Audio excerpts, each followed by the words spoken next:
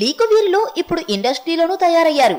సినిమాని ఏ రూపంలో ముందు బయటకు తీసుకొచ్చేద్దామా అని చూస్తున్నారు. అంతకుముందు సినిమాలోని 1-2 సీన్లు, లేదంటే ఓ పాటో, లేదంటే కొన్ని డైలాగులే బయటకొచ్చేవి. అత్తారింటికి దారేది తర్వాత ఈ లీకేజీల పర్వం పరాకాష్ఠకు చేరుకుంది. ఏకంగా సగం సినిమా బయటకొచ్చేసి పరిశ్రమలో గుబులు పెంచింది. ఆ సానుభూతో, లేదంటే లీకేజీల వల్ల వచ్చిన పబ్లిసిటీనో, లేదంటే అంతకు మించిన విషయం సినిమాలో ఉందో అత్తారింటికి దారేది రికార్డులన్నీ కొల్లగొట్టింది.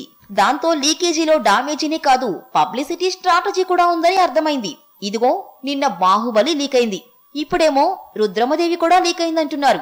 మధ్య మధ్యలో అడపాదడప మా సినిమా స్టిల్స్ అనుకోకుండా బయటకొచ్చేశాయని కొందరు, మా సినిమాలోని వీడియో క్లిప్పింగ్స్ లీక్ చేశారని మరికొందరు బావురుమన్నారు. అయితే రాను రాను ఈ లీకేజీల వ్యవహారం మరీ పరాకాష్ఠకు చేరుకుంది.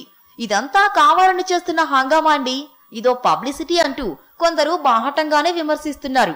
అది నిజమే కావచ్చు.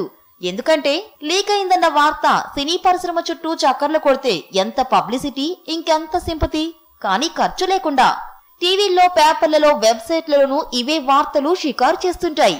అయితే కేవలం పబ్లిసిటీ కోసం తమ సినిమాని పణంగా పెడతారా అనేది అనుమానమే. బాహుబలి కోట్లు దారపోసి తీసిన సినిమా, కావాలని దాన్ని లీక్ చేయరుగా. అత్తారింటికి దారేది సగం సినిమా బయటకొచ్చేసింది. ఇదంతా కావాలని చేసింది కాదు కదా. అయితే సందట్లో సడేమియా అన్నట్టు కొంతమంది మా సినిమా కూడా లీక్ అయిందంటూ కొన్ని వార్తల్ని కావాలనే సృష్టిస్తున్నట్టు టాలీవుడ్ వర్గాలు చెవులు కోరుకుంటున్నాయి. ఏమిటో ఈ ట్రెండ్. తెలుగు సినిమా ట్రెండ్ ని ఫాలో అవడం నిజమే, కానీ లీకేజ్ లోనూ ఈ ట్రెండే పట్టుకుని వేలాడితే ఎలా? సిల్లీగా లేదు?